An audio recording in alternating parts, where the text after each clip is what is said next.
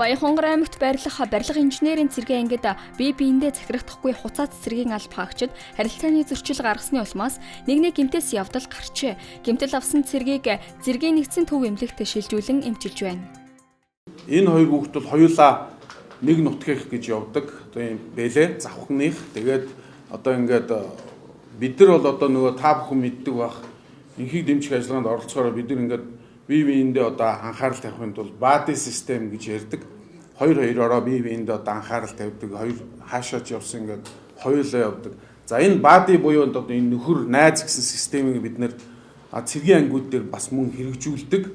Цэргүүд маань ч гэсэн өөрснөө одоо ингээд бади гэдэг юм өөрснөө үүсгээд ингээд явдаг. Энэ хоёр залуу бол бади буюу хамгийн дотн хоёр найз. Ийм хоёр найз байгаа. Тэгээд одоо үйл ялах шалтгаанаас маргалдаад тэгээд одоо ийм одоо дөрмийн бус харилцаа үүссэн байна. Хэргийг цагдаагийн байгууллага үргэлжлүүлэн шалгаж байна.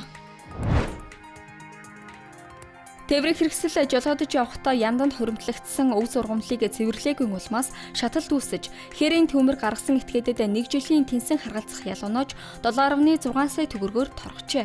Дорнод аймгийн Халахбал суманд өнгөрсөн оны 9-р сард гарсан уг төмрээр 23,000 орчим га бэлчээрийн талбай шатаж, байгаль экологид 76 сая орчим төгрөгийн, бусдын эд хөрөнгөд 58 сая төгрөгийн, нэг хүний биед хүнд хохирол тус учирсан юм. Монголын геолог хайгуул чуулга уулзалт 2026 эхэллээ. Энэ удаагийн чуулган хайгуул судалгаа шинжилгээний ажил болоод олборлолтоос боловсруулалт руу шилжих зорилтод онцгой ач холбогдол өгч байна. Манай улс 1990 оноос өмнөх эрэл судалгаа хайгуулын дүнгээр 36 жил амьдарч байна. Улсын төсвийн хөрөнгөөр эрэл судалгааны ажлыг үе шаттайгаар эрс нэмэгдүүлнэ гэдгийг ажилтгуур эрдэс баялагын сайд Дандан Ням онцолжээ.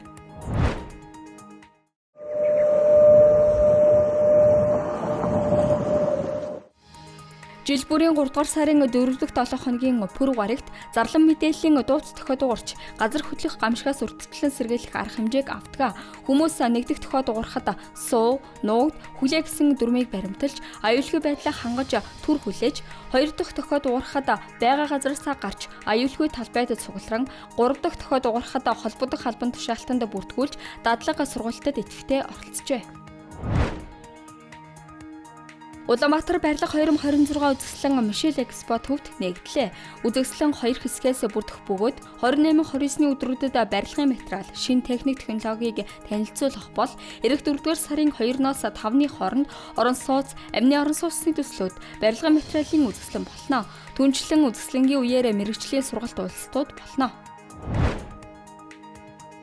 Бурайд улс улаас модны үрцээр хийсэн савхыг бүгд найрандах Хятад ард улс руу экспортлж байна.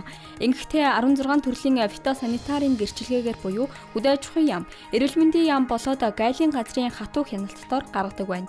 Модон савх нь тус улсын экспортын нэгэн чухал бүтээгдэхүүн учраас энэхүү онцгой анхаардаг байна. Ice Global-ийн зүүн хормын мэдээ байлаа. Ажлын амжилт хүсье.